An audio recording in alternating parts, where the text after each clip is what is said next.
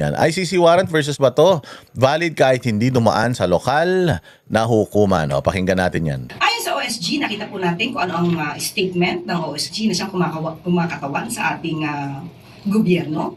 Sabi po niya ay hindi po kailangan dumaan sa local court. So, since wala pong TRO, tayo po ay nagsasabi na ang warrant of arrest ay valid.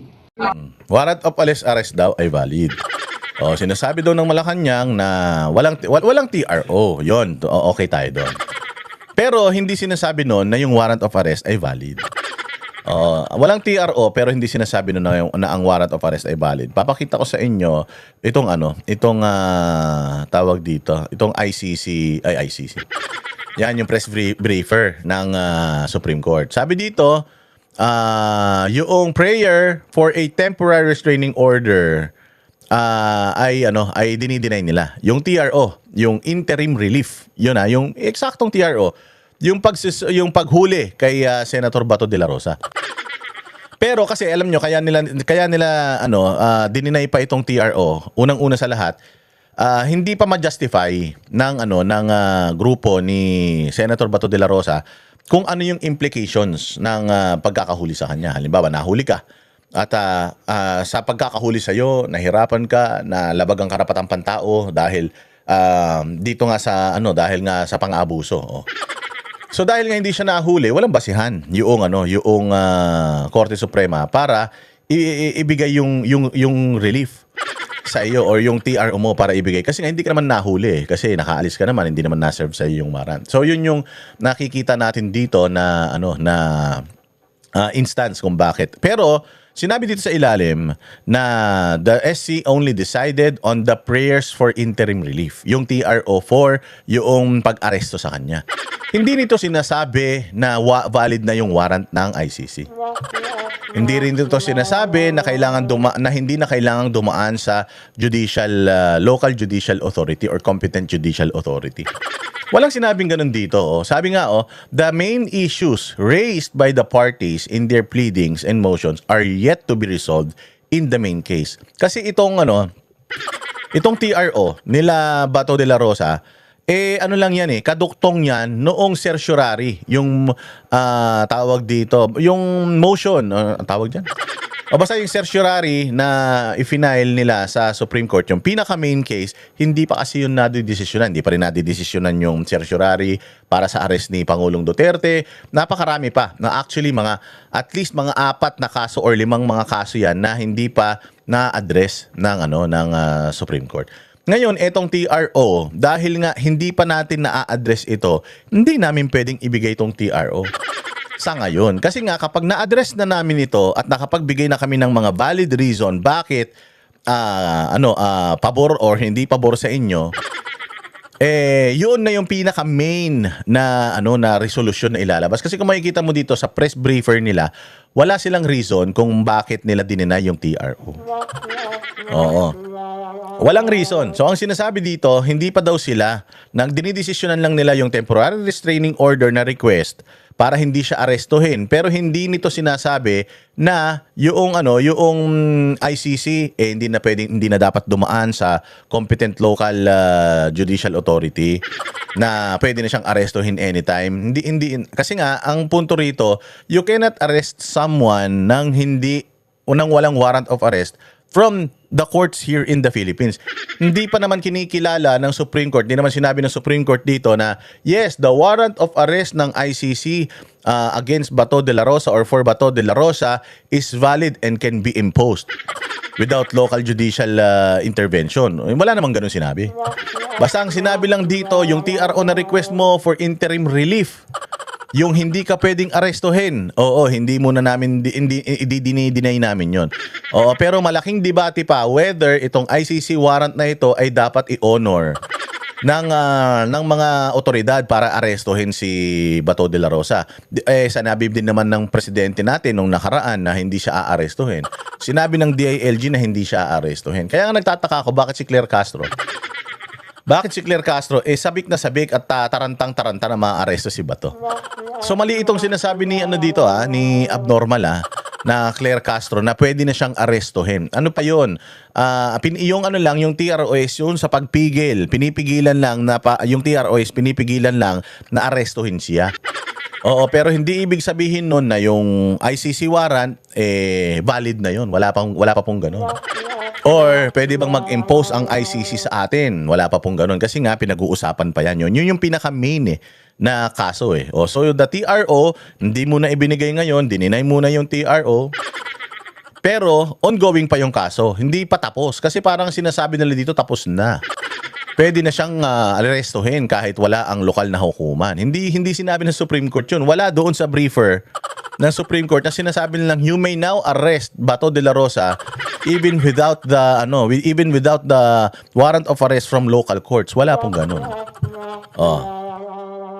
Nakalasay kung sa ilabas na PRO ng Supreme Court sa isinampa po ni Senator Bato. Sa ngayon, masasabi po natin na warrant of arrest ay valid laban dito kay Senator Bato de la Rosa. Yes, pwedeng valid yung warrant of arrest sa ICC. Pwedeng valid yon sa Interpol. Pero hindi siya automatic na pwede mong iserve sa isang tao, lalong-lalo na Pilipino. Kasi ang jurisdiction ng isang Pilipino ay sa local courts. Yun po ang jurisdiction sa isang Pilipino.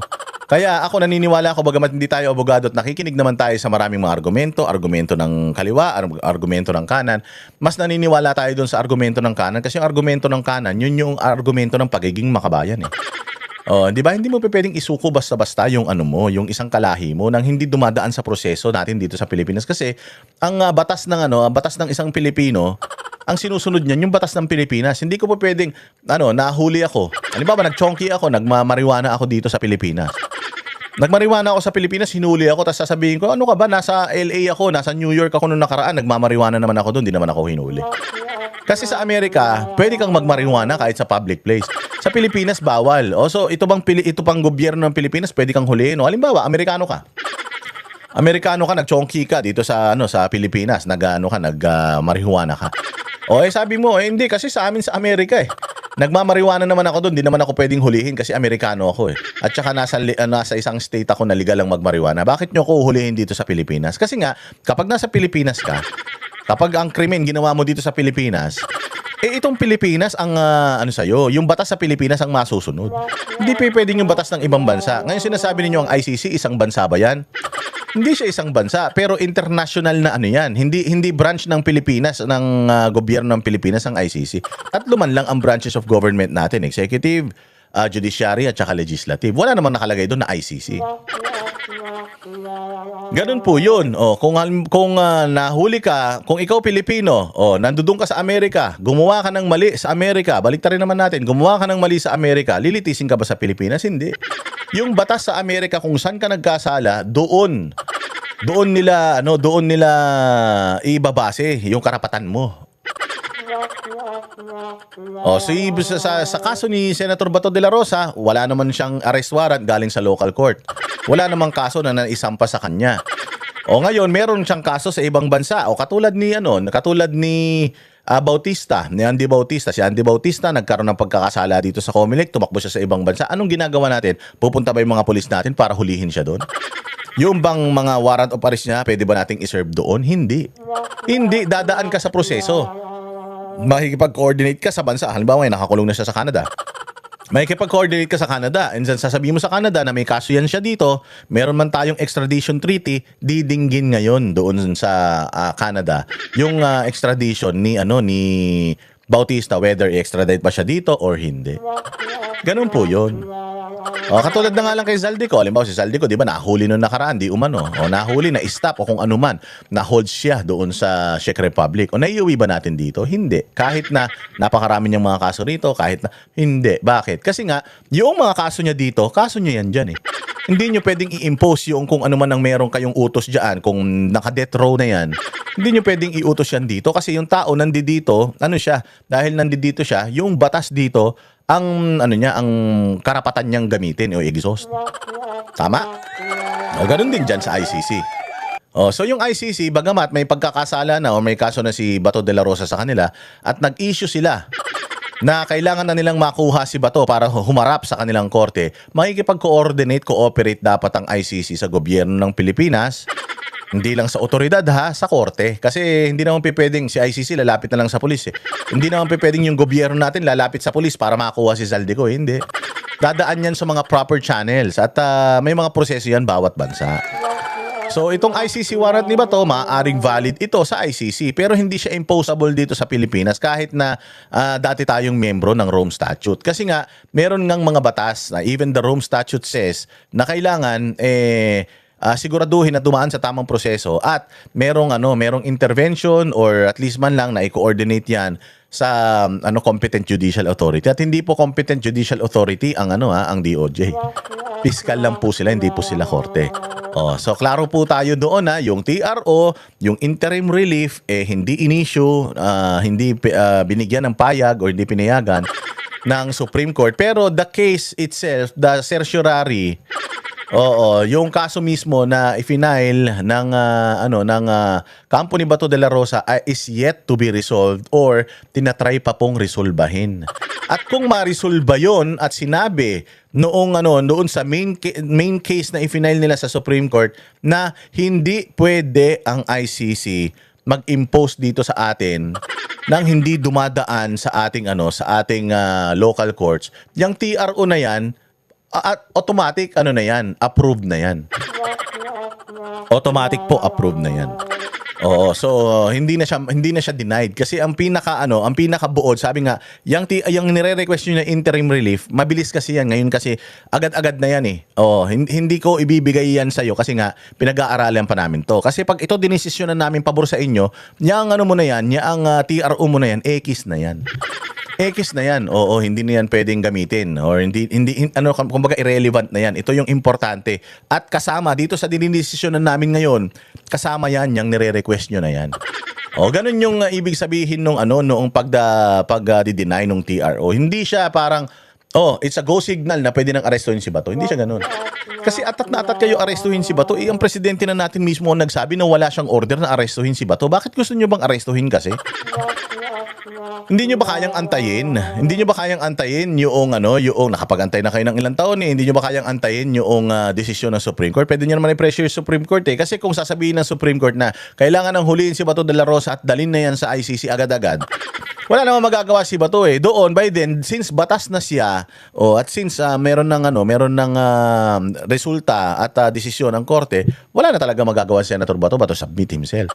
But until now, until then, meron pa silang reservations, meron pa silang agam-agam, hindi pwede. So mali itong sinasabi dito ni Abnormal, nitong loss yang nabuang na ito, na valid yung ICC warrant na i-serve na dito at i-disregard na yung mga batas natin. Mali po yan. At ang lahat ng maaaring interpretasyon at evaluation na sabing resolution ng Supreme Court ay ibabato po natin kay Secretary Frederick Bida. So can you consider him as fugitive since tumakas sa Senate? Yan din po ang pananaw ng OSG na siya po ay kinukonsidera na fugitive. Ma'am Atlaska, yung statement lang. Fugitive ng ICC. Fugitive from ICC, but not fugitive from the law ng Pilipinas. Malaki po pagkakaiba nun. Because again, Bato de la Rosa is not a citizen of the ICC. ICC is not a country.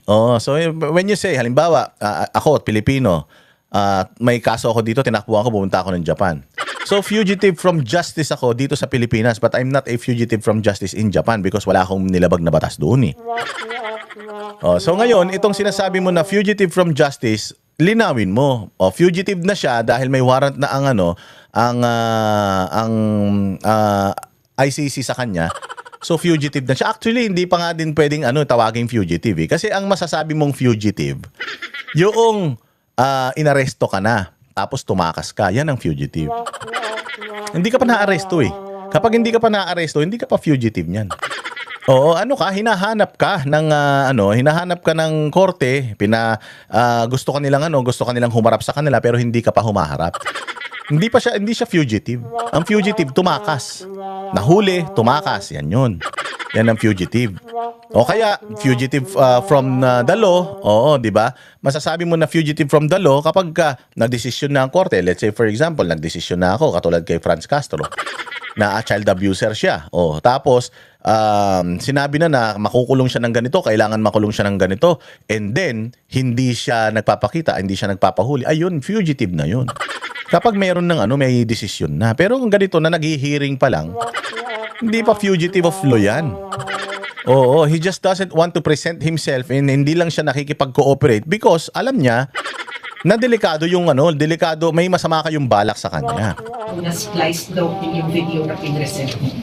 Ang nai-present po sa briefing kahapon, yan po ay galing mismo rin. So yan, ito yung issue diyan. Ngayon, ano ang masasabi ito maganda magpaliwanag Talagang kailangan abogado magpapaliwanag niyan.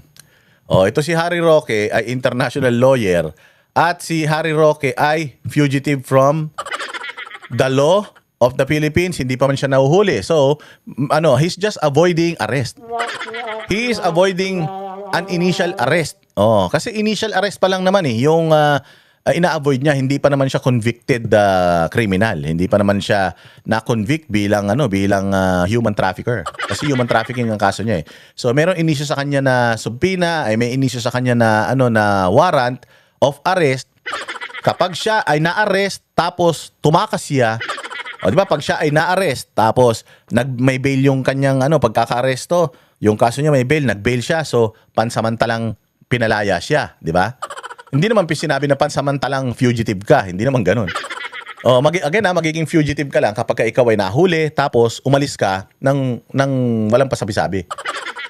Pero halimbawa, kung ikaw ay nahuli, nakapag-bail ka, ang tawag nila sa'yo, you're on bail. Di ba? So, ito si Harry Roque, kung ang initial warrant pa lang naman yung inisyu sa kanya, hindi naman yun warrant of arrest because natalo siya sa kaso niya sa korte. May decision ang korte na guilty beyond reasonable doubt siya. So yun, pagka meron ng desisyon ng korte, ayan na, fugitive na yan. Tumakas na siya sa kanyang responsibilidad na magpakulong dahil sa mga kasalanang ginawa niya. Si Harry Roque, bagamat meron tayong warrant of arrest sa Pilipinas, pwede ba nating i-impose yun kay Harry Roque sa ibang bansa? Hindi. Bakit? Hindi ino-honor nung bansa na yun yung warrant natin. Yung kaso ni Harry Roque sa Pilipinas, hindi walang pakialam yung bansa kung saan siya nandoon. Kaya nga siya nag-asylum, walang pakialam yung bansa kung saan siya nandoon kasi hindi naman nangyari yung krimen sa kanilang jurisdiction. So nagre-request tayo. Nagre-request ang gobyerno natin ng extradition. Ang problema, kahit may extradition, meron siyang asylum. So hanggat hindi nasusolusyonan o nadidesisyonan yung asylum request niya, hindi siya pwedeng i-extradite dito. Which is, batas yun nung bansa kung saan siya nagsisik ng asylum. Gets nyo? So, vice versa, ganun dapat. Kung papaano tinatrato ng ibang bansa yung mga kaso na natin, kay Saldico, kay Bautista, hindi pa natin napapauwi dito, ang tagal-tagal na. Si Arnulfo Teves noon, hindi ba, na ganun din yung naging issue. Dapat ganyan din tayo kahigpit sa ICC. Na hindi porket kalaban natin sa politika, gusto na natin na ipadala na lang ganun basta-basta. Kasi para sa akin, pagtatraidor talaga yan sa iyong bandila at sa iyong prinsipyo. Ang dali-dali naman nating sumuko. Sabi ko nga sa inyo kung pag-uusapan lang ipagsuko, hindi nga natin isinusuko yung South China Sea. Kahit na wala naman talagang malupit na kapakinabangan sa atin yan bukod sa nahuhuli maraming isda. Merong mamimina dyan na mga langis na hindi naman natin kayang minahin. Hindi natin gini-give up yun Oo, kasi itong mga Pilipino, kahit nakalaban mo, kasi ako if ever si Marcos magkaroon ng kaso sa ICC, which is hindi naman talaga pwede. If ever lang, for the sake of conversation, si Bongbong Marcos gustong kunin ng ICC. Kung ako presidente, hindi ko din ibibigay. Kasi kailangan dumaan sila sa tamang proseso. Pilipino yan Akin yan Kalahi ko yan Tapos ibibigay ko sa inyo basta-basta. Yung mga gumawa nga ng krimen ng mga Pilipino sa ibang bansa, nabibitayin na Tinatry natin pauwiin sa Pilipinas. Tapos tayo magpapadala tayo ng kalahi papunta sa ibang bansa. O pakinggan natin itong panayam kay Harry Roque. May paliwanag niya sa inyo. Ano yung ibig sabihin nitong TRO na ito? Ito na hindi po sila naglabas ng TRO. Ibig sabihin po ba nito, pwede na nilang arestuhin ng mga law enforcer itong si Senador Bato po? Well, tama po kayo, no? Walang TRO na issue, bagamat hindi pa na-issue ng Korte Suprema yung mga kadahilanan kung bakit hindi nag-issue ng TRO. At hindi ito unanimous decision. Kung ako hindi nagkakamali, 951 ang desisyon. Ibig sabihin, bagamat merong mayorya na sumuporta sa hindi pagbibigay ng TRO, marami rin na nagsabi na dapat magbigay ng TRO, no? Bulag tayo ngayon kung anong kadahilanan ng korte, pero ang masasabi ko lang, ayon sa ating rules of court, kinakailangan kasing mapatunayan na magkakaroon ng irreparable injury ang humihingi ng TRO kung hindi mapagbibigyan, no? So ibig sabihin ng korte, dahil hindi sila nag-issue ng TRO, hindi napatunayan yung irreparable injury. Ano ba yung irreparable injury? Siguro ang iniisip ng Korte Suprema, hindi naman na-arrest. Ayun yung sinasabi ko kanina. Oo, kaya hindi sila makapagdesisyon kasi hindi mo mapapatunayan or you failed to prove na delikado ka talaga pag nahuli nila. Kasi hindi ka naman nila nahuli. Wala kang basihan.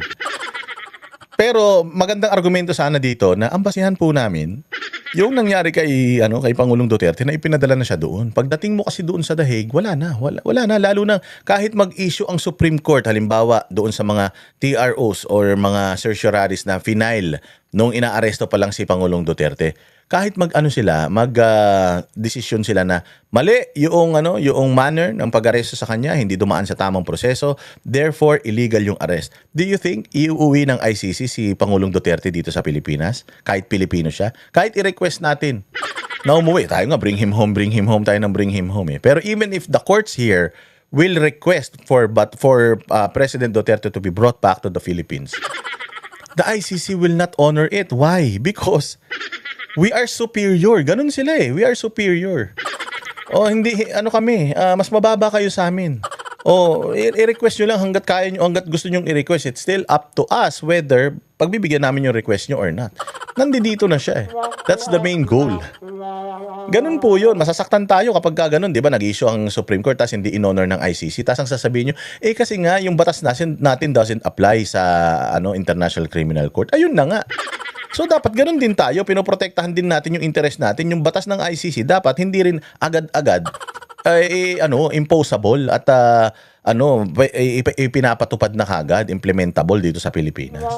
Kasi parang inamin mo na mas magaling sila kaysa sa iyo eh. Hindi pwedeng ganun. Ang tagal-tagal na nating inaapi tayo ng mga ibang lahi, pinaglaban ng mga ng mga ninuno natin, yung ating soberanya at yung ating pagiging independent. Tapos papayag tayo na mas magaling ang ICC kaysa sa atin na mas magaling yung mga yung mga abogado o huwes nila sa ICC kaysa dito sa Pilipinas.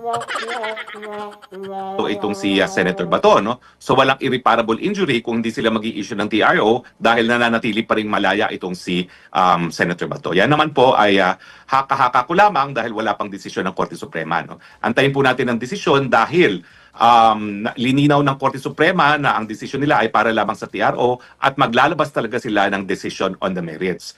Now, alam nyo, limitado rin ang masasabi ko kasi ako yung abogado ni Congressman Pulong Duterte dito sa isa sa, kung hindi ako nagkakamali, 3 petisyon na nakabinbin o 4 na petisyon na nakabinbin sa Korte Suprema ngayon. No?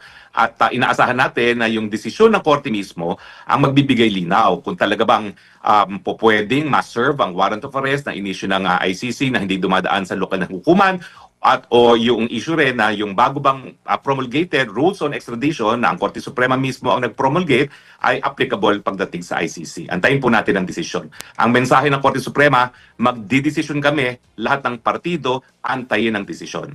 Opo, meron kasi doon sa huli, dalawa kasi itong press release nila, merong Tagalog at English, no? Sa Tagalog, para madaling maintindihan natin mga kababayan. Merong mga kataga dito na sinabi ang Korte Suprema, ang buong resolusyon at mga separate concurring o magkahiwalay na sumasang-ayon at dissenting opinion o hindi sumasang-ayon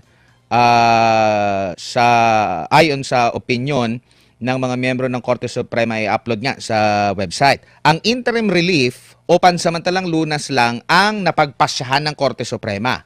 Re-resolbahin pa ang mga pangunahing issue na inihain ng mga partido sa kanilang mga pleading at motion o mismong pangunahing kaso po, attorney.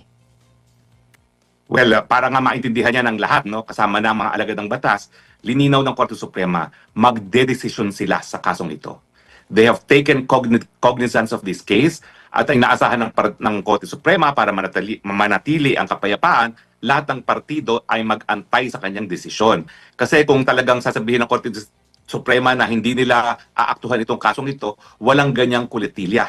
Nare-resolbahin talaga ng hukuman on the merits yung mga issues. At ang mga issues nga ay unang-una, kaya bang i-serve dito ang warrant of arrest ng ICC na hindi dumadaan sa lokal na hukuman? Yun yung mga main na issue eh. Kaya ba, pwede ba? Kasi kapag in-issue ng Supreme Court yung TRO nila Bato de la Rosa, kapag inagrihan nila, parang nawalan na ng kwenta yung unang kaso, yung main na request nila or yung main na inirereklamo nila. Kasi yun lang naman ang gusto ng kampo ni Bato de la Rosa na hindi siya maaresto eh.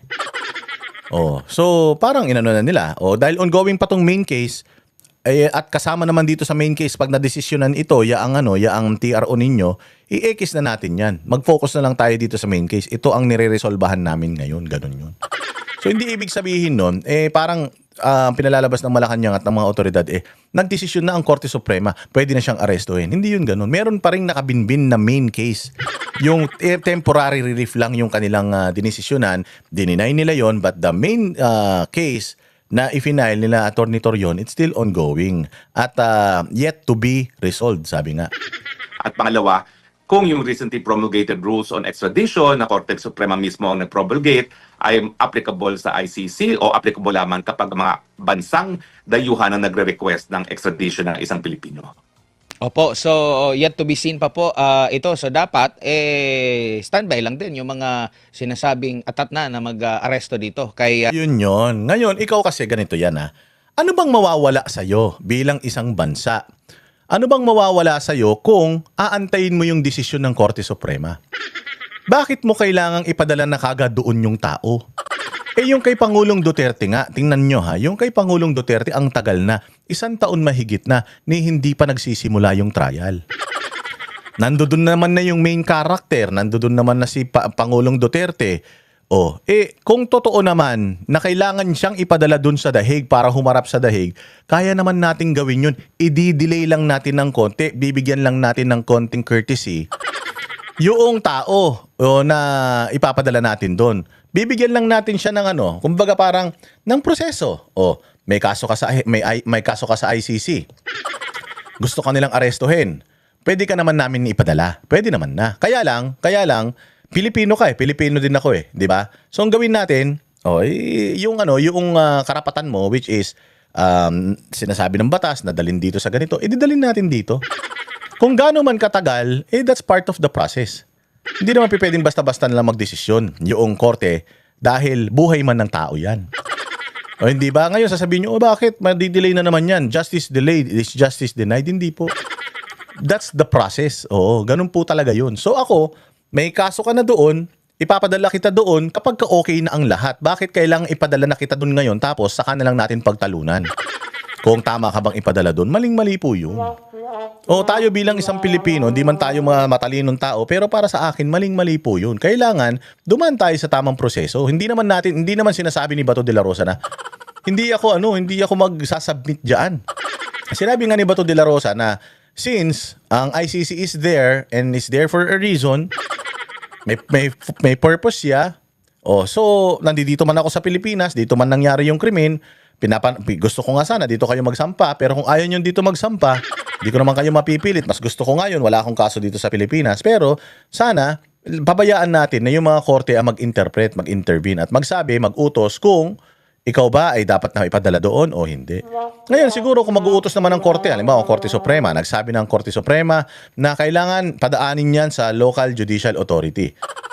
Tapos, hindi natin sinunod, pinadala natin si Bato de la Rosa doon. Di lahat ng mga lumabag, makukulong yan for not adhering to kung ano man yung batas na ininterpret ng Korte Suprema. Now, kung sinabi naman ng Korte Suprema na okay na, pwede niyo na siyang dalhin doon. Hindi na kailangan dumaan dito dahil korte man yung ICC, may investigasyon naman ng ICC, so redundant kung mag-iimbestiga pa tayo dito. Sige na, ipadala nyo na doon. Kapag may ganun, wala magagawa si Bato talaga. Miski tayo, wala tayong magagawa kasi yun ang utos Ngayon kapag hindi na ngayon si Bato de la Rosa, hindi na siya nagpakita after ng utos na yan ng Supreme Court, ayan na, fugitive na siya. Kasi hindi na lang, dahil nga may utos ng Supreme Court, hindi na lang siya liable or fugitive doon sa ICC, kundi dito na rin sa Pilipinas dahil doon sa resolusyon ng Supreme Court. Ano ba mahirap intindihin doon? Ako nga, normal na tao lang ako, fake news peddler ako, pero naiintindihan ko yung mga bagay na yun. Kaya naman nating antayin Antayin muna natin para alam natin na malinis kasi ang isang bagay na minamadali, often tayong nagkakamali. Ganun talaga yun. Katulad kay Pangulong Duterte, masyado nating minadali. Ipinapaliwanag naman ni Pangulong Duterte yung mga karapatan niya. Masyado pa rin nating minamadali. Ano nangyari yun? Di ba nagkaroon ng gulo rito sa Pilipinas? Nagkaroon ng sobrang division dito sa Pilipinas. Gusto pa ba natin na maulit yon sa isa pang citizen? Kung nagkamali na tayo doon sa sa pagpapadala kay Pangulong Duterte, doon isang taon mahigit na hindi pa nagsisimula yung kanyang hearing. Hanggang ngayon nasa confirmation of charges pa lang din. Hindi ba? Imagine ninyo yung na yan. Sabi nga nila yung isang araw mo lang na ikulong ang isang tao na walang kasalanan, napakalaking kasalanan na yan Pwede ka nga magpakawala ng 10 kriminal, wag ka lang magkulong ng isang taong wala pang kasalanan. Kasi presumption of innocence A person is innocent until proven otherwise or until proven guilty. So, ito si Senator Bato de la Rosa is still innocent. Tapos, ang pinakamasaklap nito, yung gobyerno natin, taing-tae. Mantakin mo yung ICC, meron sila doon sa Rome Statute na, ang tawag dito, article doon sa Rome Statute na sinasabi nila mismo sa mismong batas nila na kailangan dumaan sa local and competent judicial authority. Tapos hindi tayo sumusunod. Gusto natin padala na kagad sa kanila para tapos na problema natin. Ganun ba yun? Wala na magtatrabaho ng matino sa Pilipinas niyan. Mantakin mo si Senator Bato de la Rosa, ginawa lang niya yung nararapat. Talagang in-enforce niya yung peace and order. Pinatindi niya yung mga yung paglaban sa droga. So, sino pang gagawa niya na kapag pala nilabanan mo yung droga, pwede kang makulong? Kaya nga sabi ng mga international commentators, sabi nila, kailan pa naging bawal sa isang presidente na hulihin niya yung mga adik sa bansa niya? Kailan pa naging bawal sa isang presidente na ipagtanggol niya yung sarili niya at mapatay niya yung tao na gustong pumatay sa kanya? Hindi ba si Donald Trump nga Amerika, saan siya nagigera? Sumutulong siya sa gera sa ibang mga bansa. Ayun pa kaya kung dito sa Pilipinas, hindi ba?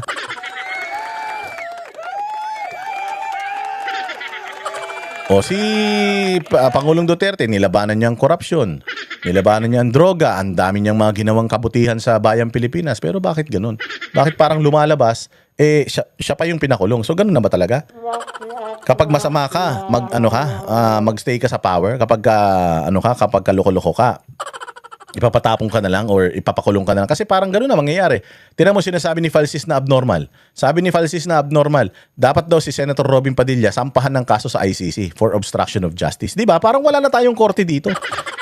Parang sinasabi nila na wala na. Pwede naman pala dumiretso na sa ICC O dumiretso na tayo sa ICC kagad, wag na dito sa Korte ng Pilipinas, di ba? Kaya nga kung ako talaga, dapat may nagpa-file na ng disbarment dyan kay Falsis. Ang dami ng mga binibitawang mga salita niya na puro kabalbalan Senador Bato de la Rosa, kasi marami na tayong mga naririnig na pwede na daw arestuhin, meron na daw manhunt operation na ikinasa sila, mas maigi na antayin na lang para wala pong problema dito, attorney. Tama po, kaya nga may ganyang kulatili ang Korte Suprema. Tanging yung interim relief lamang ang hindi napagbigyan, pero re-resolbahin ng hukuman ang lahat ng mga issues na ilinabas ng 3 o 4 na petisyon, pero pangunahin dyan ay kung po pwede pa bang mag-surrender ng Pilipino sa ICC. Ngayon tayo ay bumitiw na pagiging miyembro ng ICC.